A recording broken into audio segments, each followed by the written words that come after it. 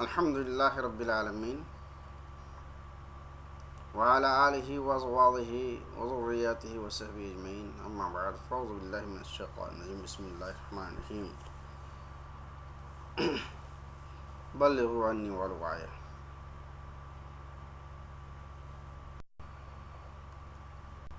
الحمد لله رب العالمين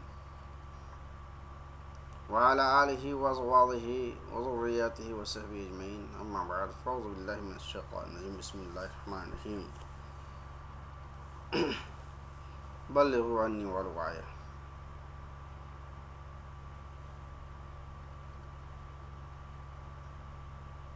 قال ابن حجر رحمة الله عليه موضوع زيادة الثقة وزيادة راويهما مقبولة ما لم تقع منافية لمن هو أوثق. یہ اصول حدیث کی بات ہے. اس میں چند ابواب پہلے گزر چکے ہیں. آج کے باب میں جو عنوان ہے زیادت الثقہ کی ہے. ثقہ سے مراد وہ راوی ہے جو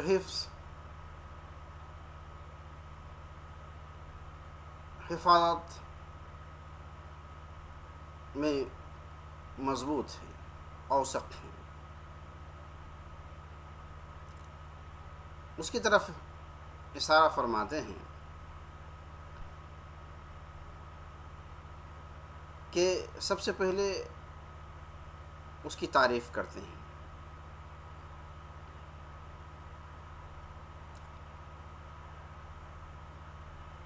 تعریف اس کی یوں ہے: وہی ان یروى جماعہ حدیثا واحدا بسناد واحد فیزید فیہ بعض الثقات زیادۃ لم یذکرها بقیۃ الرواة سواء کان ذلک فی السند ام فی المتن ام فی کلیہما.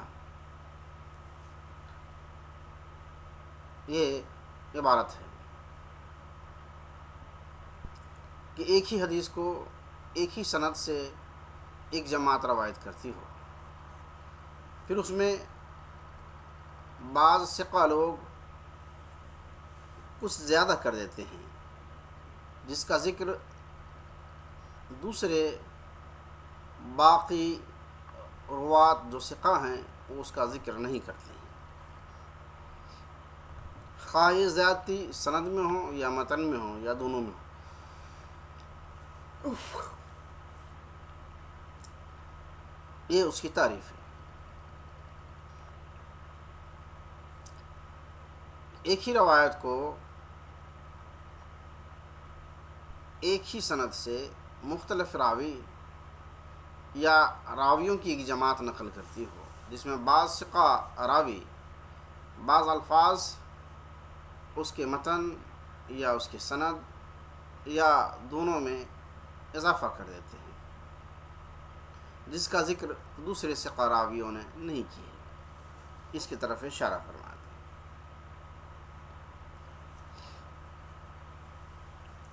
یہ تو اس کی تعریف گزری. دوسری مقام پر دیکھتے ہیں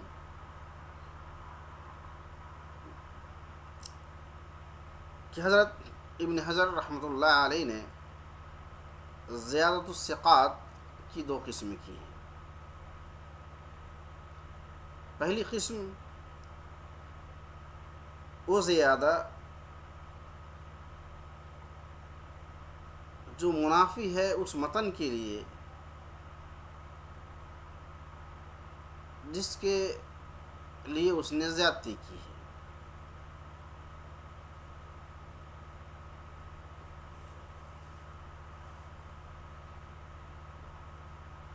جبکہ جب اس میں سے کسی ایک کو قبول کرتے ہیں تو دوسرے کا رد لازم آتا ہے.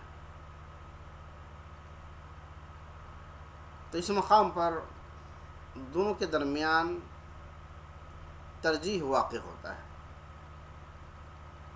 ایک اس کے درمیان، ایک اس کے مخالف معارض کے درمیان، تو راجح کو قبول کریں گے اور مرجوح کو رد کریں گے۔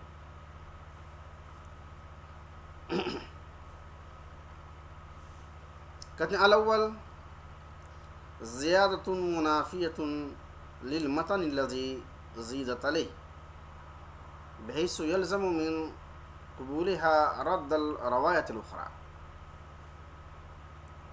فهذه يقع الترجیح بینها وبین معارضها، فيقبل الراجح ويرد المرجوح۔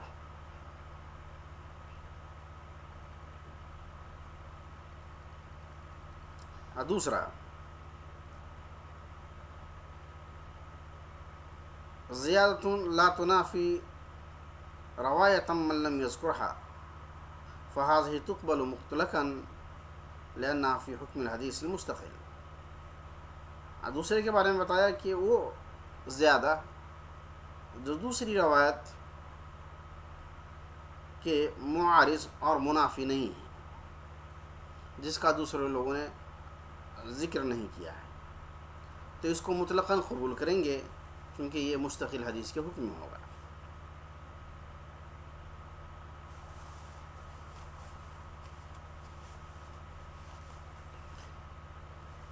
تو فرماتے ہیں کہ جب یہ دو قسم ثقات کے ابن حجر رحمۃ اللہ علیہ نے بیان فرمائے ہیں، اور یہ فتح الباری میں انہوں نے لکھا ہے امام بخاری کے مجملاً دفاع کے لیے، جبکہ امام بخاری پر دارالقطنی نے تنقید کی، تو اس وقت انہوں نے یہ جواب دیا: ما تفرد بعض الرواة بزیادۃ فیہ دون من هو اکثر عددا او اضبط ممن لم يذکرها، فهذا لا يؤثر التعلیل به الا اذا كانت الزیادہ منافیة بحیث يتعذر الجمع، اما ان كانت الزیادہ لا منافات فيها بحیث تكون كالحدیث المستقل فرا۔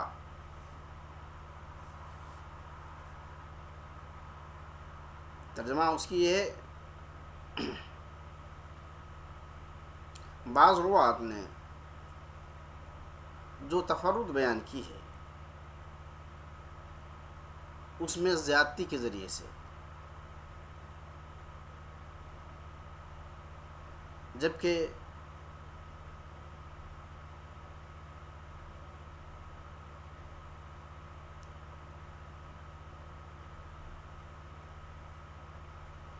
اکثر عدد اس سے کم ہیں،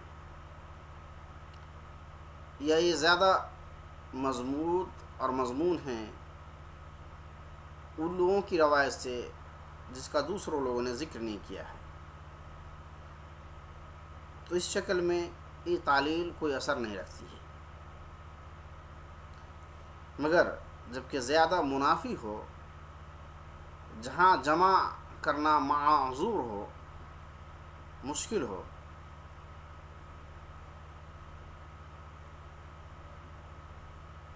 اگر یہ زیادتی منافات میں سے نہ ہوں تو اس کو حدیث مستقل طرف شمار کریں گے، ورنہ نہیں۔ گویا کہنا یہ ہے کہ زیادہ ثقہ نے جو بیان کی ہے اور دوسرے راویوں نے جو بیان نہیں کی ہے، اس جگہ اگر کوئی تعلیل ہے اس صورت میں کہ وہ عدد کے لحاظ سے اور ضبط کے لحاظ سے زیادہ قوی ہے، تو یہ تعلیل کوئی اثر نہیں رکھتی۔ ہاں، اگر دونوں کا ایک جگہ متحد ہونا اور جمع ہونا مشکل ہو تب، ورنہ اگر دونوں کے درمیان منافات نہ ہوں تو اس کو ایک حدیث مستقل کا درجہ دیں گے، اور اگر منافات ہو تو نہیں دیں گے۔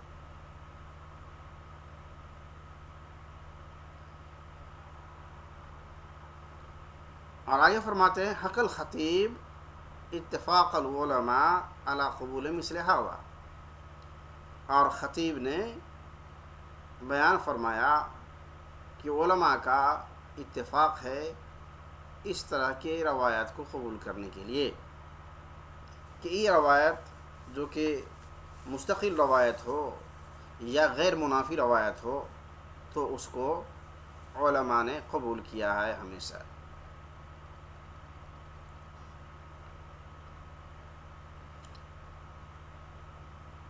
یہاں ایک تیسری قسم بھی ہے جس کا ذکر ابن صلاح رحمۃ اللہ علیہ نے کیا ہے،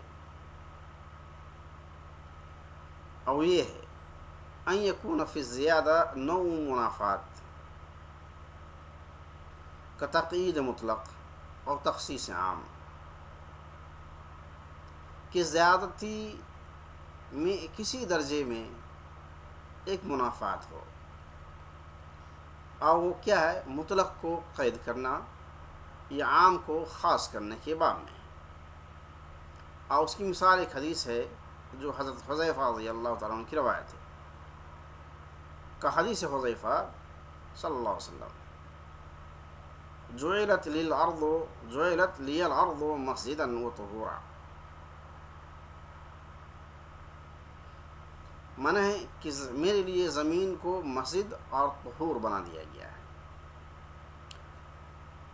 بعض روات نے وہاں یہ زیادہ کیا ہے، اور راوی ہیں ابو مالک سعد بن طارق الاشجعی، ابو مالک سعد بن طارق الاشجعی وہ یہ زیادہ کرتے، کہتے جعلت تربتها لنا طہورا، کہ اس کی تربت، زمین کی تربت ہمارے لیے پاک کر دی گئی ہے۔ کہتے ہیں فهذه لیست منافیۃ من کل وجہ، اس کی یہ ہر لحاظ سے منافی نہیں ہے، بل من جہت اخراج بعض افراد العام، بلکہ اس لحاظ سے کہ عام افراد میں سے بعض کو باہر نکالا ہے۔ ابن صلاح نے کہا فهذا القسم يشبه القسم الأول من حيث أن ما رواه الجماعة عام وما رواه المتفرد بالزيادة مخصوص، وفي ذلك مغايرة في الصفة ونوع من المخالفة يختلف به الحكم، يشبه أيضا القسم الثاني من حيث أن لا منافات بينهما۔ ابن صلاح فرماتے ہیں کہ یہ قسم شبیہ ہے قسم اول کی، جہاں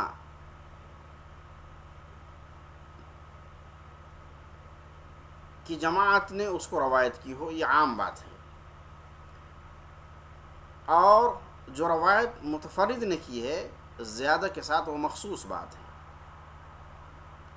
یہ صفت میں تھوڑی مغایرت ہے اور نوع میں وہ مخالفت ہے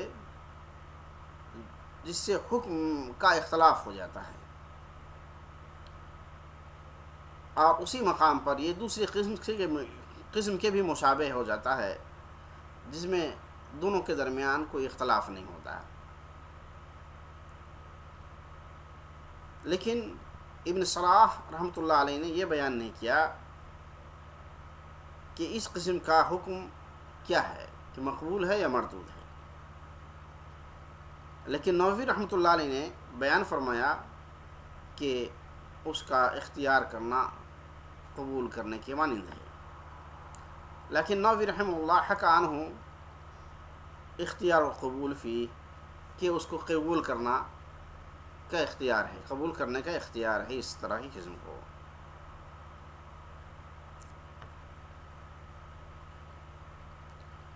تو گویا اب تک جس موضوع پر بات کر رہے تھے نمبر 2 میں، تو ثقہ کی زیادتیوں کے اقسام،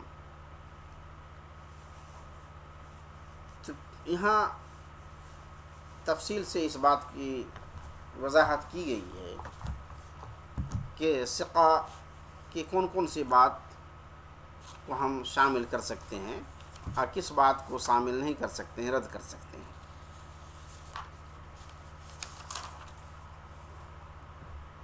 تیسری بات ابن حجر رحمۃ اللہ علیہ نے اپنے شرح میں یہ قرار دیا ہے کہ علماء کی جماعت سے جو مشہور ہے، ہر وہ چیز جو علماء کی جماعت میں مشہور ہے اس قول کو مطلق زیادتی کے ساتھ قبول کر لیں گے بغیر تفصیل کے۔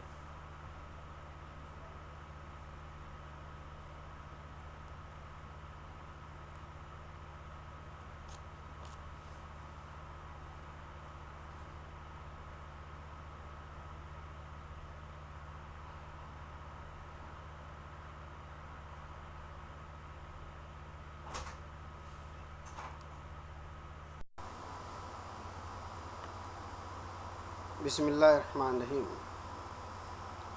الحمد للہ رب العالمین وبہ نستعین، اما بعد۔ دوستو، ساتھیو، طالب علم، السلام علیکم ورحمۃ اللہ وبرکاتہ۔ میں بھی ایک طالب علم ہوں، لہذا طالب علم سے محبت رکھتا ہوں اور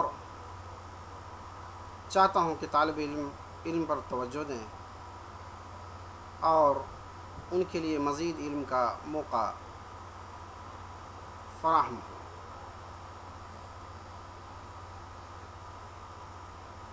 آج کا موضوع جو ہے زیادۃ الثقہ مقبولۃ ما لم تکن منافیۃ لمن هو اوثق منہ، یہ موضوع تھا کہ زیادۃ الثقہ کا کیا حکم ہے حدیث کے باب میں، اصول حدیث میں۔ تو اس ذیل میں دو باتیں گزری تھی کہ وہ حدیث جہاں زیادۃ الثقہ واقع ہو اس کی تعریف بیان کی اور دوسری اس کی قسم بیان کی گئی۔ تیسری بحث ابن حجر رحمۃ اللہ علیہ نے جو اس کے حکم کے بارے میں بیان کیا ہے، انہوں نے یہ قرار اور فیصلہ اپنے شرح میں فرمایا کہ جو ایک بڑی تعداد علماء کی سے جو قول مشہور ہے کہ قبول الزیادہ مطلقاً من غیر تفصیل، کہ بغیر تفصیل کے مطلقاً زیادۃ الثقہ کی حدیث کو قبول کی جائے گی۔ اور محدثین کا جو طریقہ ہے کہ صحیح حدیث کے لیے شذوذ کا شرط نہیں رکھتے ہیں اور شذوذ کی تعریف اور تشریح یوں کرتے ہیں کہ شذوذ جو مخالفت الثقہ ہو اس کے ذیل میں اس کے نہیں لاتے ہیں، اور یہی ان کی قرار ہے۔ پھر اس کے بعد ابن حجر رحمۃ اللہ علیہ لکھتے ہیں کہ ان کی قرار کر دینے کے بعد یہ بات طے ہو جاتی ہے کہ ثقہ راوی سے سند یا متن میں جو اضافہ ہوتا ہے ان کے مقابلے میں جو غیر ثقہ ہیں یا ثقہ میں بھی اخف درجہ کے ثقہ ہیں، ان سے اگر زیادہ ثقہ کے لوگ اگر اس طرح کے الفاظ اضافہ کر دیتے ہیں تو تمام علماء کے نزدیک بغیر تفصیل کے مطلقاً اس کا قبول کرنا ہے۔ جہاں یہ تفصیل نہیں مانی جائے گی، جہاں محدثین بتاتے ہیں کہ صحیح حدیثوں کے لیے شذوذ کا شرط نہیں ہے اور وہ شذوذ جو مخالفت الثقہ نہ ہو، جو ان سے زیادہ اوثق ہو۔ اس کے بعد فرماتے ہیں ائمہ حدیث متقدمین سے منقول ہے، متقدمین ائمہ حدیث سے جو منقول ہے، جیسے عبد الرحمن بن مہدی، یحییٰ القطان، احمد بن حنبل، یحییٰ بن معین، علی ابن المدینی البخاری وابی زرع وابی حاتم والنسائی والدار القطنی وغیرہ.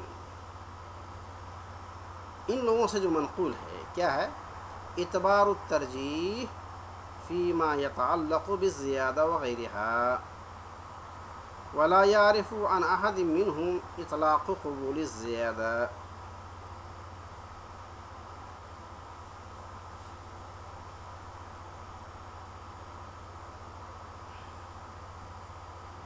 کہ ان سارے ائمہ حدیث متقدمین سے جو منقول ہے کہ زیادہ سے متعلق جو باتیں ہیں اس میں ترجیح کا اعتبار کرنا ہوگا، اور کسی سے یہ معلوم نہیں کہ ان میں سے کوئی مطلقاً قبول الترجیح کے لیے معروف ہیں. تو گویا پہلی جو بات انہوں نے فرمائی ان میں کچھ انہوں نے اضافہ فرمایا، اور یہ اضافہ کے بعد وہ کہتے ہیں کہ یہی وہ ہے جس کو ابن حجر رحمۃ اللہ علیہ نے اپنایا ہے، اسی پر ان کا اعتماد ہے، اور اسی پر ائمۃ الحدیث کا عمل ہے.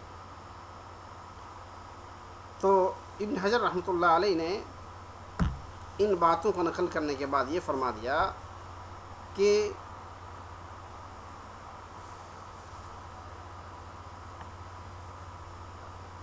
ترجیح کا اعتبار کرنا ہوگا، مطلقاً قبول الزیادہ معروف نہیں ہے ان علماء میں، لہذا ترجیح کا اعتبار کرنا ہوگا. اور اس کے بعد فرماتے ہیں کہ یہی وہ عمل ہے جو ان کے نزدیک معتمد علیہ ہے، اسی پر علماء محدثین کا عمل رہا ہے. آگے فرماتے ہیں العلائی،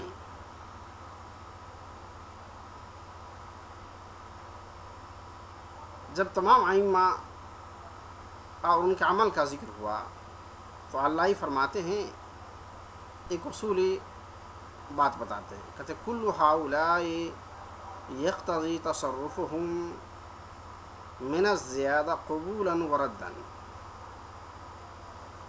الترجیح بالنسبة إلى ما يقوي عند الواحد منهم في كل حديث ولا يحكمون في المسألة بحكم كلي يعم جميع الأحاديث.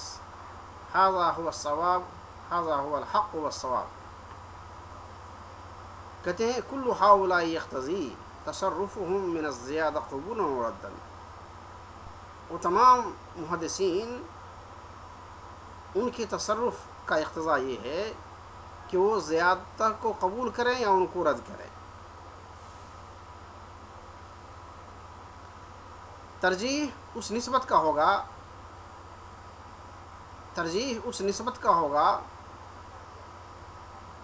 یا ترجیح اس نسبت کی ہوگی جو ان میں سے کسی ائمہ حدیث کے لیے کوئی حدیث کے لیے ان کی تقویت دینے والی ہو،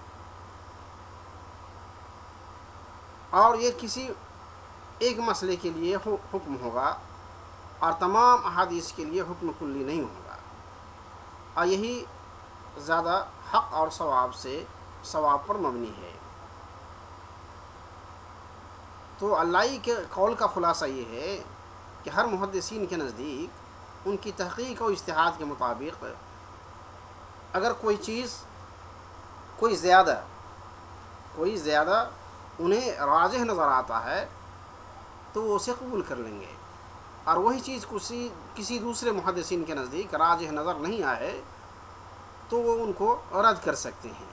یہ ایک محدث کے نزدیک اگر زیادہ ثقہ راجح ہے اعتباراً تو یہ دوسروں کے لیے لازم نہیں ہوگا، بلکہ ایک جزئی مسئلہ کی طرح اس کو عمل کریں گے، اور ایک جزئی مسئلہ کا تعمیم دوسرے مسائل پر ممکن نہیں ہے.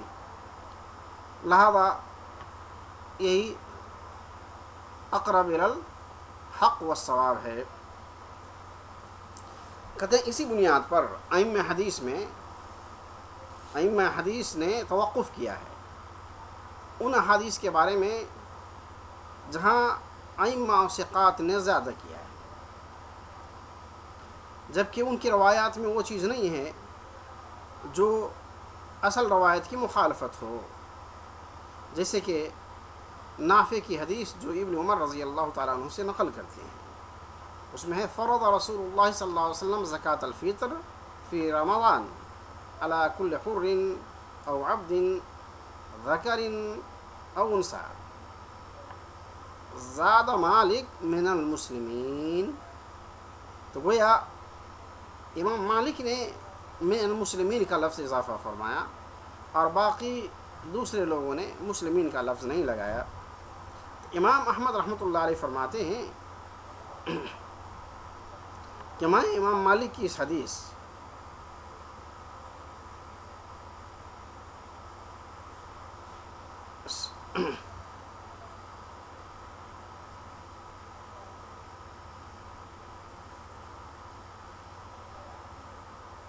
امام مالک کی اس حدیث کو حدیث عمرین کی حدیث جب تک پایا تب تک اس سے توقف کرتے رہے. تو گویا یہ دیکھا گیا کہ اس کے اور بھی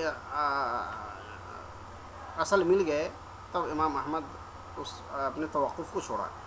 تو کہنا یہ ہے کہ یہ ایک قاعدہ کلیہ نہیں ہے کہ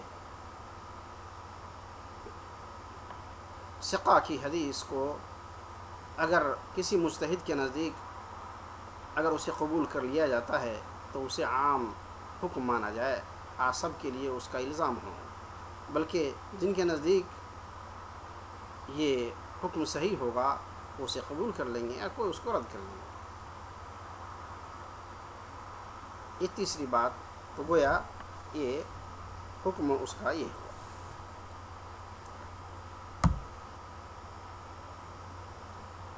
آگے ایک لفظ لکھا تھا انہوں نے کہ زیادۃ راویہما، اس لفظ کے چوتھے نمبر پر اس لفظ کی تحقیق کرتے ہیں. کہتے ہیں وہ راوی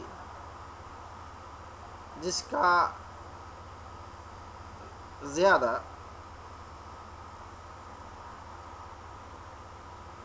ثقہ ہے، جس کا زیادہ قبول ہے، اس کے مقابلے میں جو اور حدیث ہے وہ ضبط کے لحاظ سے خفیف ہے، تب اس کا جو ہے اضافہ قبول کریں گے. آئے کہتے ہیں ائمہ سے منصوص ہے کہ ضروری ہے کہ زائد جو حدیث ہے یہ زائد راوی ہیں مبرزن ہو فی الحفظ اتقان میں، حفظ و اتقان میں مبرز ہو. کہتے ہیں لیکن المنصوص عن الائمہ انہ لا بد ان یکون الزائد مبرزن فی الحفظ والاتقان. امام مسلم رحمۃ اللہ علیہ فرماتے ہیں والزیادۃ فی الاخبار لا تلزم الا عن الحفاظ الذین لم یعثر علیہم الوہم فی حفظہم. کہ زیادہ اخبار میں احادیث میں قبول کرنا لازم نہیں آتا ہے الا عن الحفاظ، مگر حفاظ سے، الذین لم یعثر علیہم الوہم فی حفظہم، کہ جن کے حفظ میں وہم کا خیال نہ ہو، ایسے حفاظ سے اگر زیادہ ہو تو وہ ہمارے لیے لازم ہوگا. تب یہ الفاظ جو امام مسلم کے ہیں کہ حفاظ کی بھی تشریح انہوں نے کی. والزیادۃ فی الاخبار لا تلزم الا عن الحفاظ الذین لم یعثر علیہم الوہم فی حفظہم. وہ حفاظ کی بھی شرط لگا دی کہ اس کے وہم اور حفظ میں وہم نہ ہو، ایسے حفاظ ہوں. یہ تو امام مسلم کی بات ہے. امام ترمذی فرماتے ہیں انما تقبل ممن یعتمد علی حفظہ، وہ زیادہ قبول کیا جائے گا جن کے حفظ پر اعتماد ہو. اور یہ تو امام ترمذی رحمۃ اللہ علیہ نے فرمایا. اور ابن عبد البر فرماتے ہیں انما تقبل اذا كان راويها احفظ واتقن ممن قصر او مثله في حفظ فان كان غير حافظ ولا متقن فلا التفات اليها. ترجمہ ہے کہ جب راوی اس حدیث کا راوی احفظ و اتقن ہوں ان سے جو حفظ میں قصر یا انہی کے مقابلے میں ہو حفظ ہو تو ان کا قبول کریں گے. اور جو متقن اور غیر حافظ ہوں ان کے زیادہ کی طرف التفات نہیں کریں گے. اور اس کے بعد کہتے ہیں ابن خزیمہ رحمۃ اللہ علیہ فرماتے ہیں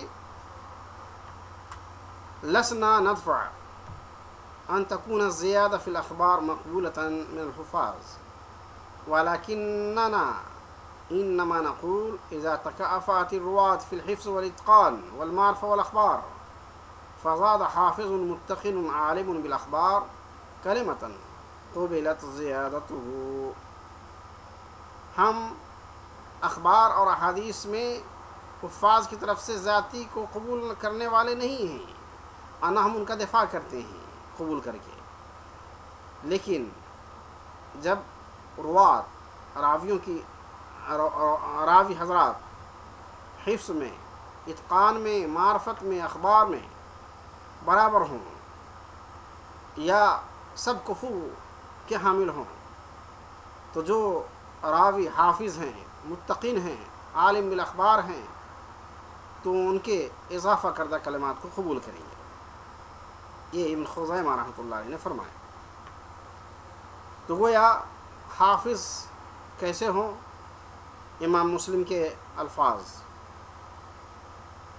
بھی گزرے, ابن حجر رحمۃ اللہ علیہ کے الفاظ بھی گزرے, امام مسلم کے الفاظ بھی گزرے, ابن عبد البر کے الفاظ بھی گزرے, ابن خزیمہ کے بھی الفاظ گزرے کہ حافظ کیسا ہو, اتقن کیسا ہو, اس کی تشریح گزری.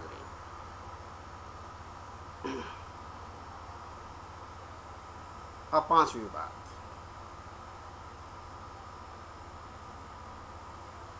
کہتے ہیں زیادہ ثقہ کی مثال. بعض ائمہ کے نزدیک قبولیت کو راجح جو ہوتی ہے وہ اس کی مثال دیتے ہیں.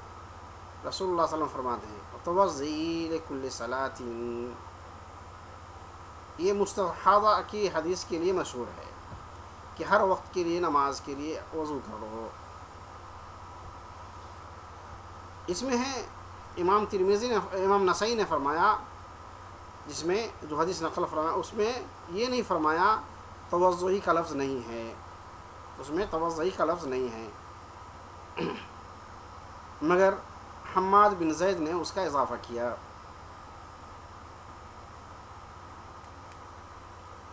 اور اس کی طرف اشارہ کیا امام مسلم نے فی حدیث حماد بن زید زیادت حرف ترکنا ذکرہ قبلها بعض الائمہ لکونها زیادت الثقہ وہی غیر منافیۃ للروایت الاکثر بل افادت حکما آخر فصارت حدیثا مستقلا. امام مسلم نے تو اس کو یہ سمجھ کے چھوڑ دیا کہ حرف زائد ہے, لیکن بعض نے انہیں ائمہ ثقہ سمجھ کر کے اس کو قبول فرمایا اس لیے کہ وہ ایک مستقل حدیث ہے اور یہ الگ حدیث کا حکم رکھتی ہے. اب بعض نے اس کو رد کر دیا اور اس کا ذکر نہیں کیا. آج چھٹے نمبر پر چلتے ہیں. کہتے ہیں لا يدخل في زیادت الثقہ زیادت الصحابہ بعضهم على بعض فإنه لا خلاف في قبولهما.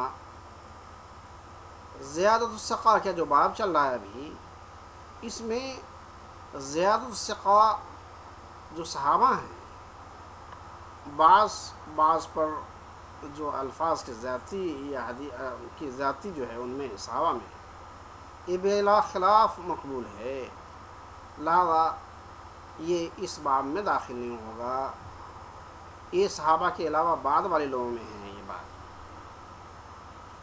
اور آخر میں یہ بات ہے کہ اس موضوع پر بہت سے لوگوں نے بہت سے کتابیں لکھی ہے، اور جس کو چاہیے تو منفصل کتابیں ہیں اس کی طرف رجوع کرے۔ خاص کر العلائی نے بات کو لمبی کی ہے اپنی اس کتاب میں نظم الفرائض لما تضمنہ حدیث ذی الیدین من الفوائد، حدیث ذی الیدین کے بارے میں جو انہوں نے لکھا ہے وہ بہت لمبے بحث کیا ہے، اور وہاں پر یہاں اس بات کو اضافہ کیا ہے۔ گویا کچھ بقیہ باتیں جو رہ گئی تھی اس کی کیا کہتے ہیں زیادت الثقہ کی، وہ بات پوری ہوئی۔ اللہ تعالی ہم سارے لوگوں کو اپنے اعمال و اخلاق کی اصلاح فرمائے، اور علم دین سے اپنے قلوب و اعمال کو منور کرے، اور ان ساتھیوں سے جنہیں علم میں رغبت نہیں ہے ان سے ریکویسٹ ہے کہ آج شروع کرے، انشاءاللہ بہت کچھ ملے گا اللہ کے خزانے سے، علم سے، اور اللہ کے اس خزانے سے مایوس نہ ہوں۔ جنہیں علم میں کمی ہے تو انشاءاللہ وہ پوری ہوگی۔ اللہ تعالی ہم سارے لوگوں کو اپنے رسول صلی اللہ علیہ وسلم کے علم کے طالب علم بنائیں۔ وآخر دعوانا الحمدللہ رب العالمین۔